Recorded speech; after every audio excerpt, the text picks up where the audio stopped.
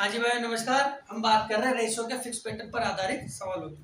तो देखिए ये सवाल जो है तो ये यहाँ पर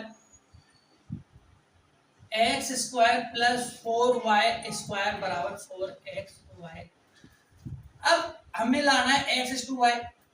अब x/y ये एक तरीके से एक समीकरण बन गया। अगर मैं इस वाली संख्या को इधर ले जाता हूँ माइनस हो जाएगा, तो एक तरीके से ये समीकरण बन गया। और समीकरण में क्या होता है कि एक चर के लिए एक वेरिएबल के लिए हमें एक समीकरण इक्वेशन की जरूरत होती है और दो चरों के लिए हमें दो समीकरणों की जरूरत होती है।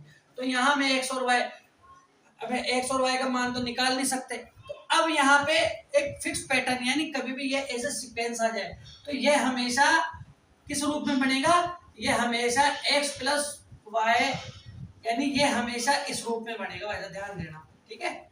इस रूप में ही सवाल हल होगा और आसानी से हम x/y का मान निकाल देंगे।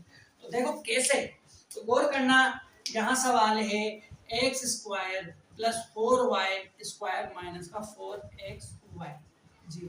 तो देखो गौर करो, यहाँ स्क्वायर आ रहा है, इस पर स्क्वायर आ रहा है, y पर आ रहा है, 4 का पता नहीं लेकिन इसको y पूरे पर ही आ रहा है। अब गौर करें माइनस आ रहा है तो ये माइनस आ रहा है, 2 आ रहा है, 2 आ रहा है। अब गौर करना आगे वाली संख्या दिख रही है इसमें x भी दिख रही है। बाकी के क्या बच रहा है, 2 दूनी 4, तो 2 से मल्टीप्लाई 2 बाकी रह गया तो 2y। तो ये संख्या यही बच रही है। तो क्या बनी, a² plus b² minus 2ab, a² plus b² minus 2ab। तो हम इसको इस फॉर्म में लिख सकते हैं।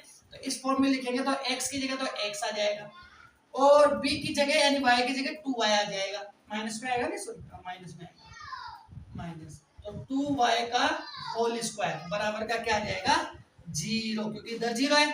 अब मैंने अभी बताया स्क्वायर पर रूट हो, यानी इससे पहले वाले सवालों में मैंने बताया कि रूट पर स्क्वायर हो या स्क्वायर पर रूट हो, तो हटाने के लिए अगर हमें स्क्वायर हटाना है तो रूट लगाना पड़ेगा और रूट हटाना तो स्क्वायर लगाना पड़ेगा।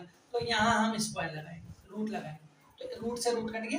अब यहाँ 0 पे कोई मतलब नहीं होता, तो x माइनस 2y बराबर का 0।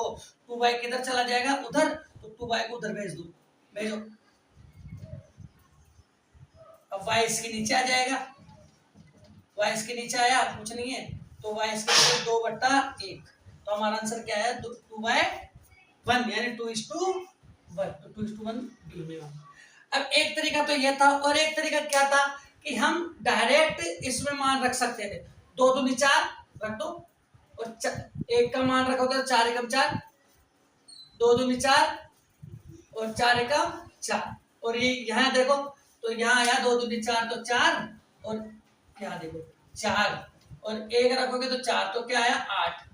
इसी प्रकार 4 आ रहा है, 8 आ रहा है, इसका मान 8। और इसी प्रकार 4 तो 4, 2 एकम 2 और y का मान 1, तो 4 दूनी 8 और 4 दूनी 8 बराबर आ रहा है। तो ये आंसर है। यानी आप ऐसे इन ऑप्शनों के माध्यम से भी आप हल कर सकते हो। लेकिन कई सवाल ऐसे होते हैं कि अगर हम बेसिक से करें तो थोड़ा सा कैलकुलेशन होता है, अगर हम प्रैक्टिस करेंगे तो वो कैलकुलेशन भी दूर हो जाएगी और हमारी टाइमिंग यानी एग्जाम में जो पर्सन को हल करने की टाइमिंग है वो कम हो जाएगी। धन्यवाद।